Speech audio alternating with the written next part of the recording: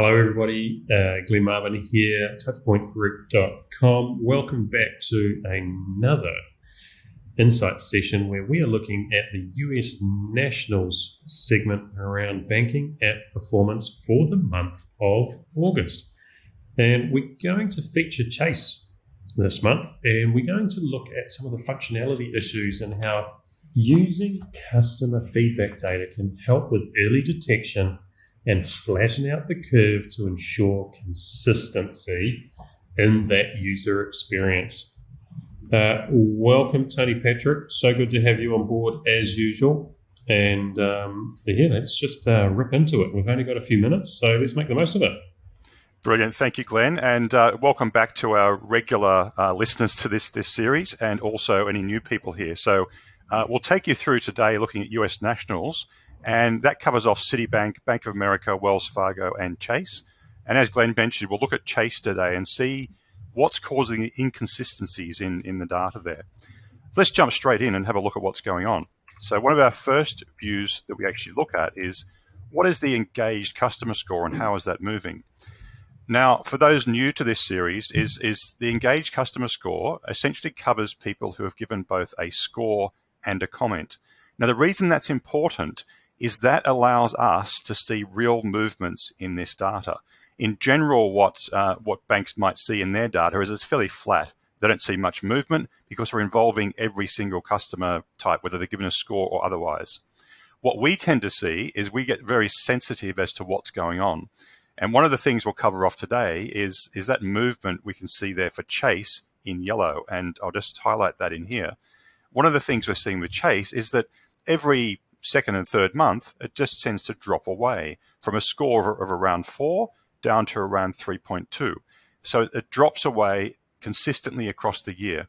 Now, one of the key things for them, if they could actually understand why that drop is happening, can fix that, they will actually start to sit around 4 as their normal score, which will be really great for them. And they can start to then level up and start to compete with the top players here, which includes Bank of America, which consistently is above 4.2, and at the very top there we've got the likes of Citibank sitting there at above 4.5 consistently, and one of our global leaders in this actual area that we cover.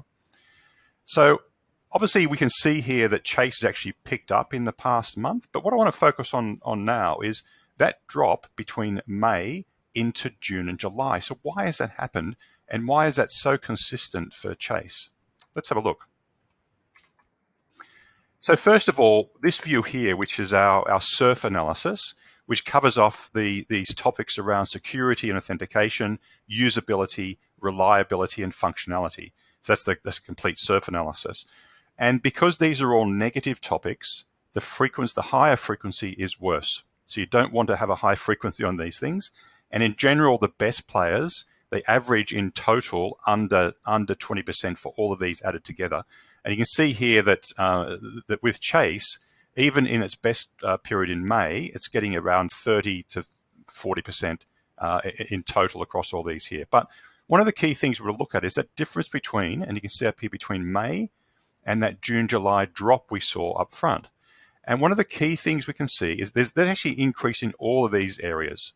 Now, on the right here, with security and authentication, there can often be a common problem. People trying to log in and they get issues, and obviously it blocks them from doing anything else, so it creates a lot of anger and frustration.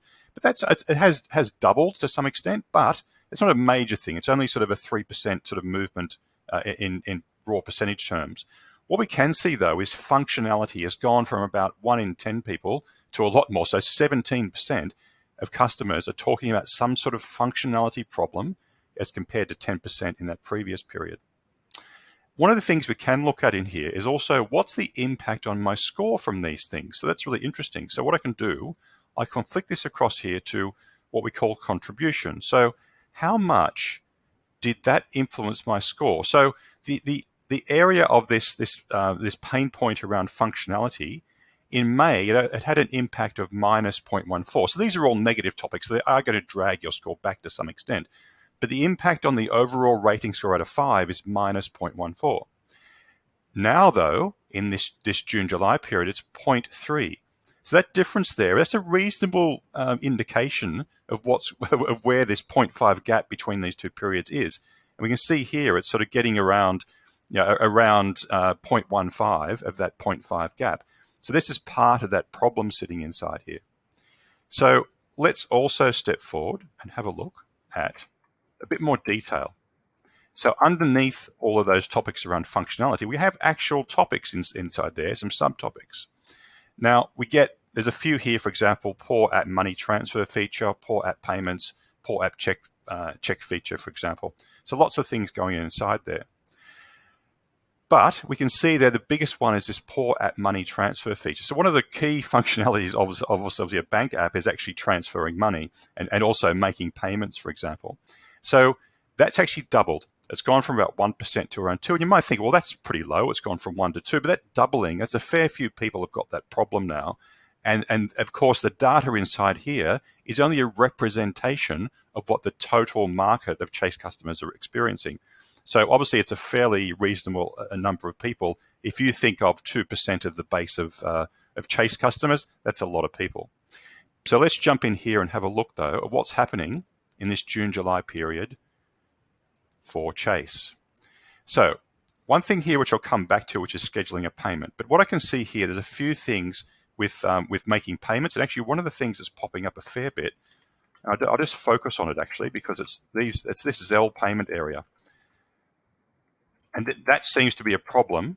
It's SOX. Well, we probably understand what that means. But in here, we can see here it's really bad. It's not safe on this app.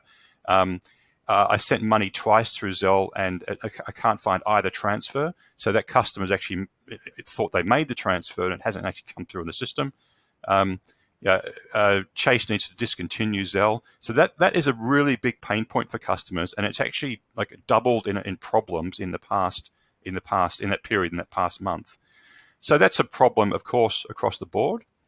But of course, one of the things we can also see in this data, if I clear away this Zelle and go back to our original comments, I can actually see there's actually room for improvement here. This person here is talking about why can't I schedule a payment for a certain date?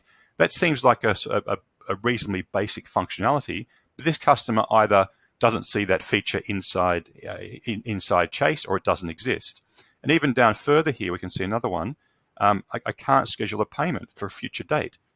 So again, this is actually improvement initiatives that customers can actually see. You need to actually pick your act up here as well. So that's interesting. But one of the interesting things we can see here is, like, if you have these big issues going on, like you can't transfer money or there's login issues and things like that, often things can be hidden from you. Now, one of the examples over here, which is very small at this point, this is poor app alerts and notifications. But if I select that and just have a look, there's a handful of people, but they give us an indication about something that might be wrong. So this person here, I get notifications, you connect to the server and I get blank pages, please fix it. Push notifications don't work. Transaction alert could be better. And down here, notifications not working. I tried to remove and reinstall the app and I can't receive any notifications. So very small number at this point, but this is a type of thing you want to keep an eye on, and it can be hidden by larger issues. So definitely something for Chase to watch, which might be one of the causes for their drops and their dips in the next period. So some very basic things there for Chase to focus on, but also some upcoming things they need to be aware of. Now, of course, we've only gone down one path in here. We've gone down to this feature area. There's a fair few things for them to work on. So there's again, we've just a starting point here for them to stop that fluctuation they're seeing, and I think they can do a lot better in the market if they focus on these things.